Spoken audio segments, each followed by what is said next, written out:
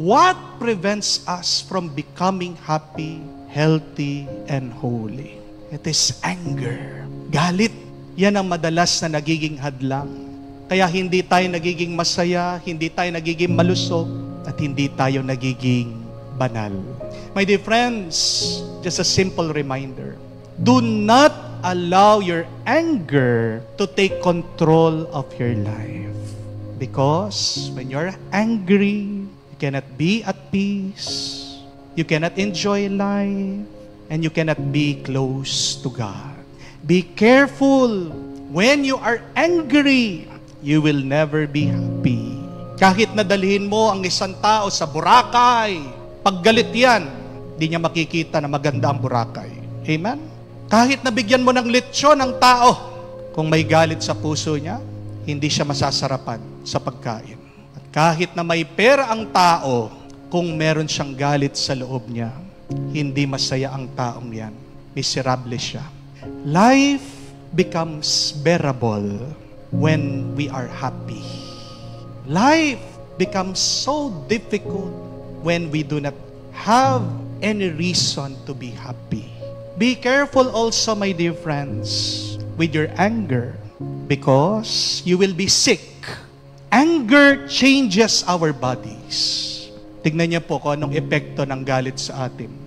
Pag galit ka, kumukulo ang dugo mo, nagkukulubot ang balat mo, nagpapalpitate ka, sumasakit ang dibdib mo, sumasakit ang batok mo, pumuputi ang buhok mo.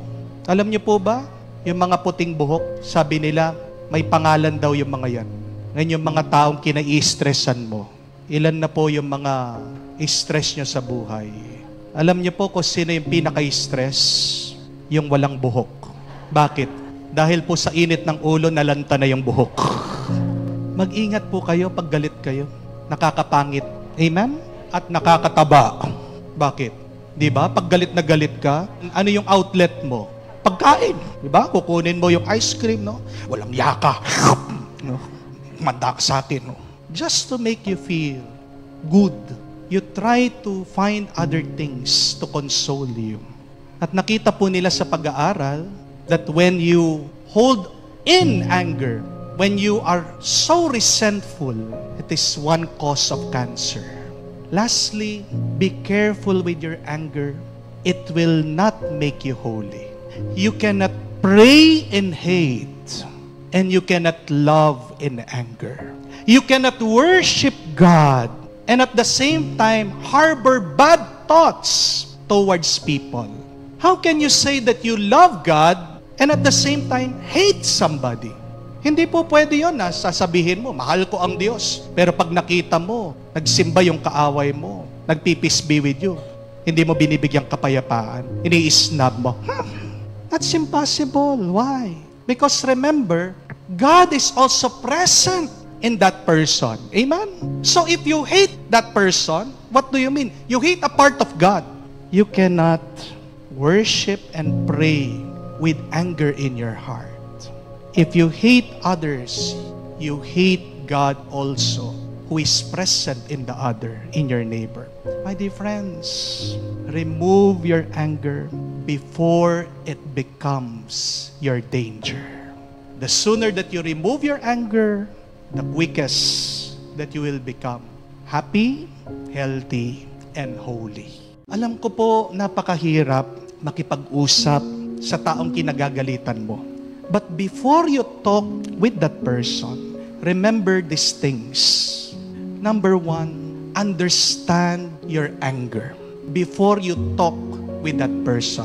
If you do not understand why you are angry and then you talk to that person, you will just quarrel. You will continue fighting. Mga kapatid, ang galit, isipin nyo ganito, parang sibuyas. It has many layers. At ano po yung balat ng sibuyas? Marami yan, di po ba? Ganyan po ang galit.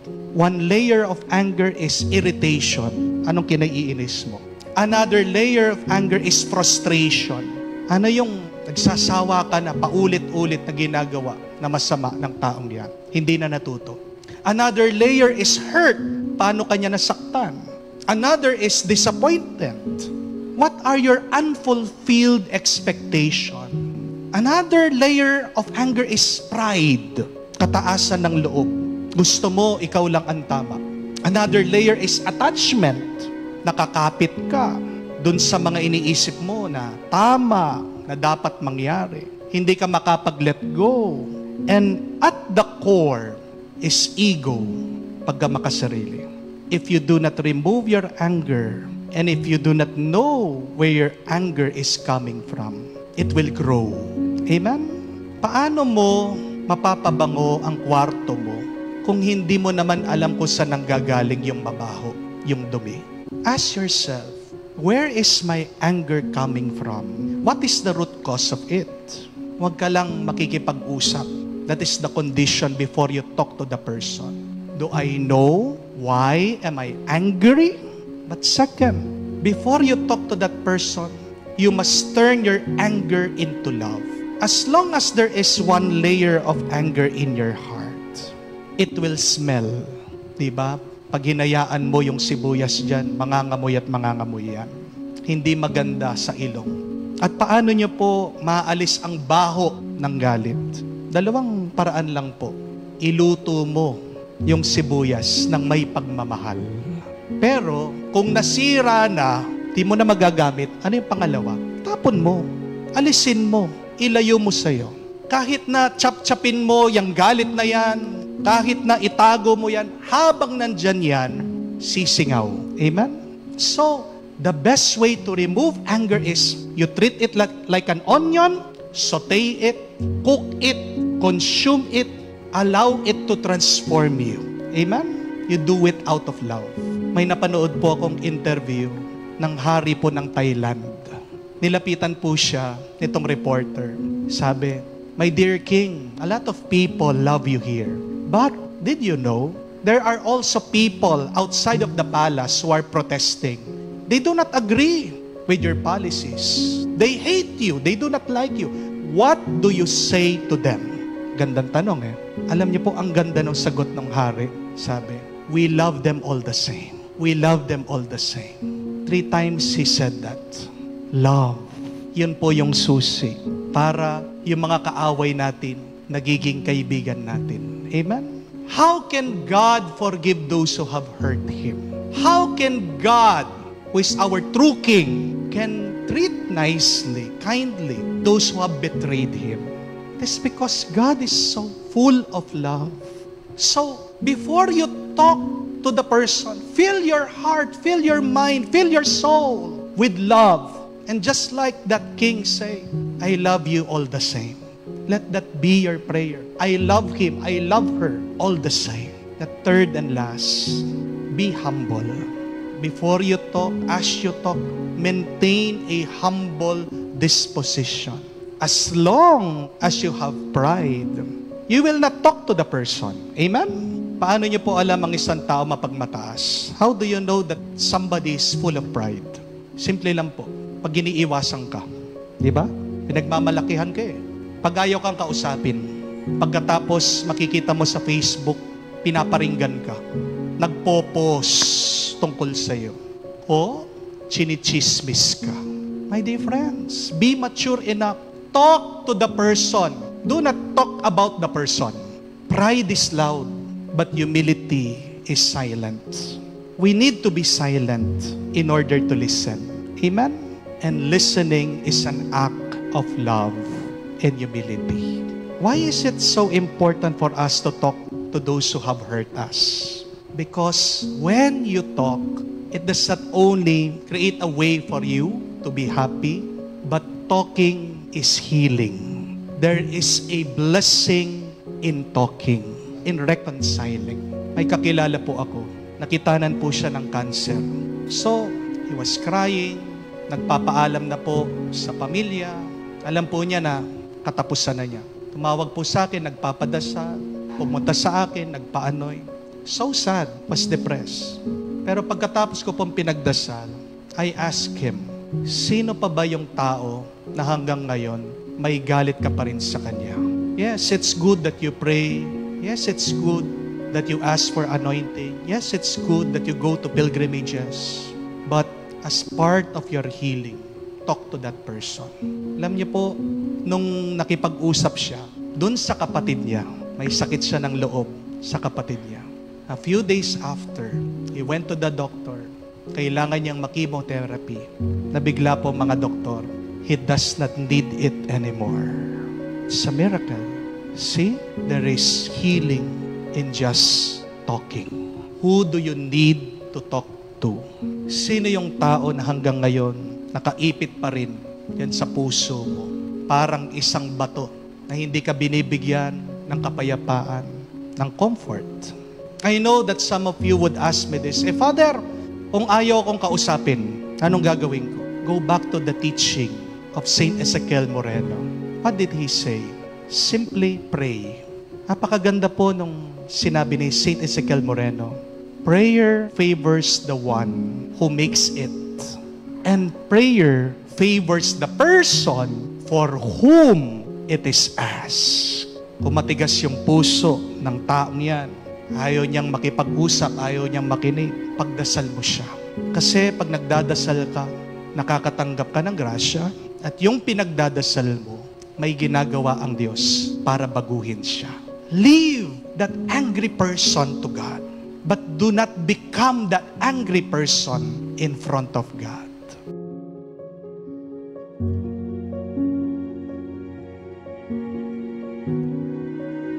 Bakit kailangan iwasan ang mga taong galit? Why should we avoid angry people? See, the Lord gives us an example in the gospel. Siya'y nangaral, ayaw daw yung kanyang sinabi. People were filled with fury. Ang mga taong ito, kababayan niya, mga taong ito, kamag-anak niya, mga taong ito, kakilala niya. At anong ginawa sa kanya? Nilabas daw siya sa sinagoga, tinutulak siya, pinapatay siya, inihuhulog siya sa bangin. And yet, what did the Lord do? He avoided them. He walked in the midst of them. Dinaanan lang niya. Dinedman niya. Hindi niya pinansin. Pinabayaan niya. Jesus, let them go. Why should we let go of angry people in our lives? Bakit kailangan mo din iwasan muna, dedmahin ang mga taong gagalitin o puno ng galit sa kanilang puso? Two reasons. Because one, remember, an angry person is a foolish person. Or in other words, a person with anger issues is a stupid person. Mababasa niyo po yan sa Biblia. In Proverbs, it says, a fool reveals his anger, but a wise man conceals his dishonor. Tanga ka. Kung binubuksan mo ang iyong bibig, lumalabas puro galit. Sira ang ulo mo pag pinapakita mo ang galit mo sa ibang tao. Pero matalino ka, marunong ka, kung kaya mong kontrolin, kaya mong hawakan, kaya mong disiplinahin ang iyong sarili. Pag naiinis ka na, pag nagagalit ka na, pag nanggigigil ka na. Choose. Are you a wise person or are you a stupid person? Sino ba sa atin dito ang gustong maging tanga? Wala. Sino ba sa atin dito ang gustong tratuhin na sira ang ulo, na hibang? Wala. At sabi pa ng Book of Ecclesiastes, do not be eager in your heart to be angry, for anger resides in the bosom of fools. Nasaan daw ang galit? Nasa mga hibang, nasa mga walang tamang pag-iisip. At alam natin yan, sa social media lang nga, pinagtatawanan natin yung mga taong galit na galit. Di po ba? Yung nag-away, yung dalawang mama sa daan. Anong ginawa nila sa kanilang pagtutuos? Nagduraan. Nakakatawa. Di po ba? Wala sa tamang pag-iisip. Pag nagkaroon ng alitan sa gitna ng daan, ayun, lalabas na, nagmumura na, nagwawala na. Pinagtatawanan natin. Ano ang nagagawa ng isang taong wala sa tamang pag-iisip? Nakakasakit siya. Di po ba? Kaya nga, pag nagkaroon ng road rage, galit sa daan, dahil gitgitan, hindi pinagbigyan. Nagasgas na yung sasakyan. Sa galit, ayun, inatras. Lalo pang binangga. Lalong winasak yung sasakyan. Because a foolish person does not think straight. Hindi iniisip ng isang taong hiba kung ano yung tama at mabuti. Kaya magandang gawin, tularan natin ang Panginoon. May kakilala ka, galit o ugali na, yung araw-araw na lang nagalit, iwas-iwasan mo yan. Baka mahahawa ka sa kanilang pag-iisip. Amen? Kamukha ng paparating na isang kabayo tumatakbo o isang kalabaw. Kahit nasabihin mo, ang cute ng kabayo, ang cute ng kalabaw, paparating, galit na galit, naglalaki ang butas ng ilong. Yayakapin mo ba? Hindi. Kasi naiintindihan mo, wala sa tamang pag-iisip. Hayaan mo muna na lumamig. Kung gusto mong kausapin, kung gusto mo magkaayos kayo ulit, kailangan palamigin muna yung galit. Dahil ang galit, apoy. Amen? At pag merong apoy, kahit na may liwanag, masyado kang malapit, siguradong mapapasok ka, siguradong masasaktan ka. Avoid angry people. They are foolish. They are stupid people. Sabi nga, do not argue with stupid people. Amen? Do not be one of them. But secondly, avoid angry people because they infect you with their anger. Ang galit ay lason. Ano ang mararamdaman mo kung yung pinapainom pala sa iyo, pinapatakan ng konting muriatic acid? Diba? Magagalit ka. Konting lason lang, ayaw natin. Pero bakit hinahayaan natin na magkaroon ng galit sa atin? Kaya ang Diyos umalis. Ayaw niyang mahawa doon sa lason, doon sa toxic na feelings, pag-iisip ng mga taong ito. Dahil pag naging galit na rin ang Panginoon, makakalimutan niya ang kanyang misyon. Amen? Tandaan niyo po, pag merong isang taong galit na galit, parang ipo-ipo yan o parang kumunoy. Pag nalapit ka sa ipo-ipo, anong mangyayari sa iyo? Pag nalapit ka sa kumunoy, natapakan mo, anong mangyayari sa iyo? Mahuhulog ka, sisip-sipin ka niyan. Amen? At ang hirap makaalis. It is a force that is so difficult to get free from. Tignan nyo na lang, subukan nyo po. Pakinggan nyo yung mga nagchichismis sa inyo, mga naninira sa inyo. Anong nararamdaman mo? Nagagalit ka, di po ba? Ako, palagi ko pong napapansin sa akin ito Pag nagbabasa ako ng mga comment sa mga videos natin, meron pa rin negative na tao. At agad nararamdaman ko yung galit. Gusto ko sumagot, but I stop myself because I remember, hindi naman dapat ako magalit. Unang galit itong taong ito, sinisip-sip niya ako, hinahatak niya ako doon sa galit niya. Ang mga taong galit, sa tingin ko, gumagawa ng eksena, lonely sila. Amen? Kasi hindi masayang buhay nila pag wala silang kaaway. Gusto nila may drama, palagi drama. Pero anong epekto nun? Pag puro drama, puro away, may epekto din sa ating puso. Tumitigas yung ating puso. Hindi mo alam, nagkakasakit din ang iyong kaluluwa. Lason Huwag tayong magpaninlang sa hatak ng galit. Because remember, anger begets anger. Hindi naman pwede na anger begets happiness. Imposible na galit ka pagkatapos ang bunga nun tuwa. Hindi pwede. But happiness begets happiness. Kung pinipili mong maging masaya, manganganak yan ng mas maraming saya. And remember, happiness is always a choice.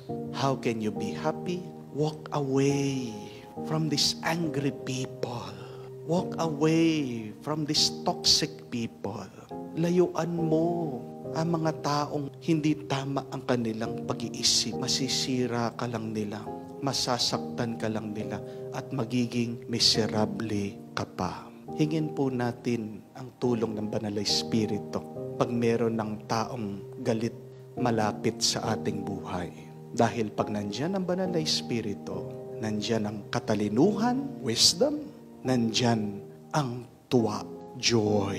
Hindi natin kailangan ng galit sa buhay natin. Amen? What do we really need in our life? Only God, only His Spirit. Anger drains your life, but the Spirit of God gives you life. Choose. Do you want to be angry, foolish, stupid? Or do you want to be wise, happy, full of life? Halimbawa po, isang araw, ikaw ay naglalakad. At sa iyong paglalakad, hindi mo napansin, merong bato sa daan. Ito ay tinamaan mo. Nasugat ka, nasaktan ka, at medyo merong konting pilay sa iyong paa. Ang tanong, magagalit ka ba doon sa bato na tinamaan mo? Mumurahin mo ba yung batong yun? Susumpain mo ba yung bato na tinamaan mo? Ano po sagot niyo? Siyempre hindi. Bato yun eh. Kasalanan ba ng bato na nandun siya? Bakit ko po nasabi yan? Kasi, mga kapatid, sa buhay, kailangan din nating intindihin na minsan, yung mga taong nakapaligid sa atin, parang mga bato din yan. Hindi naman nila kasalanan na nandyan sila. Hindi nila kasalanan na minsan, tinatamaan ka, nasasagi ka, nasasaktan ka. Dahil ang tao, may sariling kalikasan yan. May sariling kalagayan yan. We have our own minds. We have our own plans. And sometimes, our plan meets the plans of others. Minsan hindi natin maiiwasan, nagbabanggaan yung ating mga plano, yung ating mga kagustuhan. Masisisi mo ba yung iba?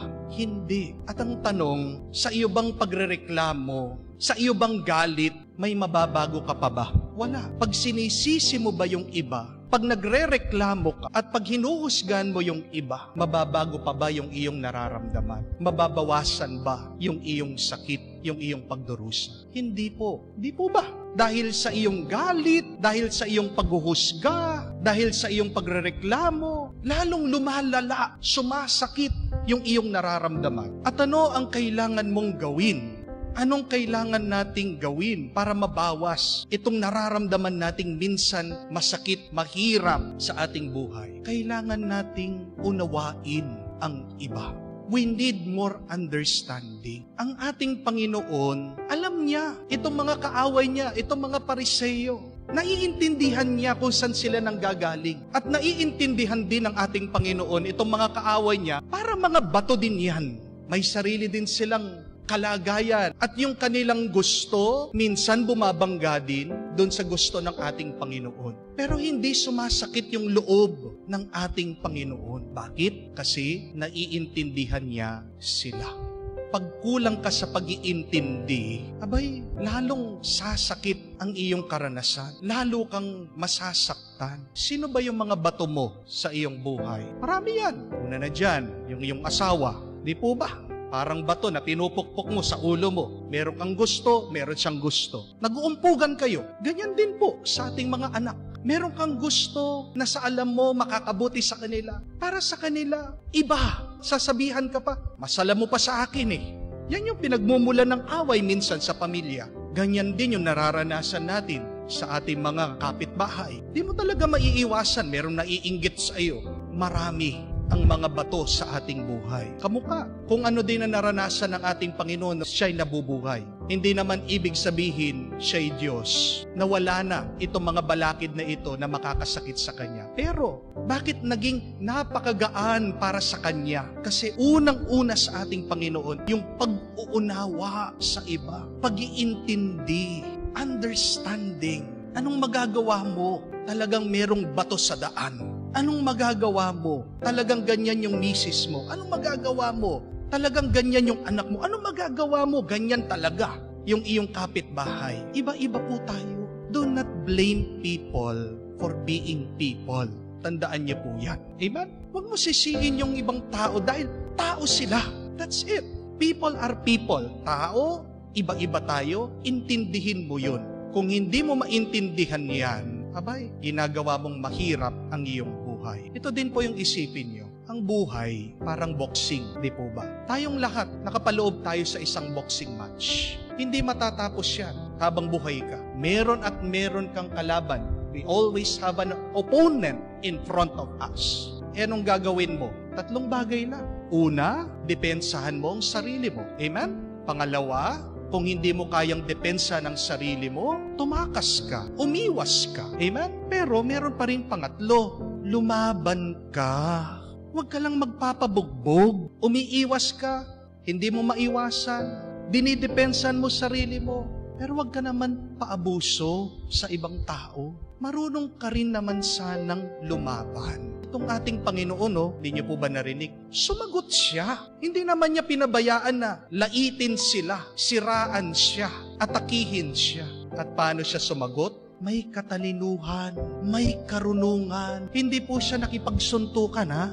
Ginamit niya yung isip niya, yung kanyang kaalaman. At saan nanggaling yung kanyang pinaglaban? Saan nanggaling yung kanyang pagdepensa? Galing din po sa Biblia. Kaya napakahalaga na tayo po ay nagbabasa, nakikinig din sa salita ng Diyos. Ang salita ng Diyos, yan yung ating depensa, pero yan din yung ating paglaban. Ang salita ng Diyos din, siyang magiging gabay natin para makaiwas tayo sa sakit, sa panganib ng buhay. Tandaan po natin, magiging mas maganang buhay kung uunawain mo ang iba.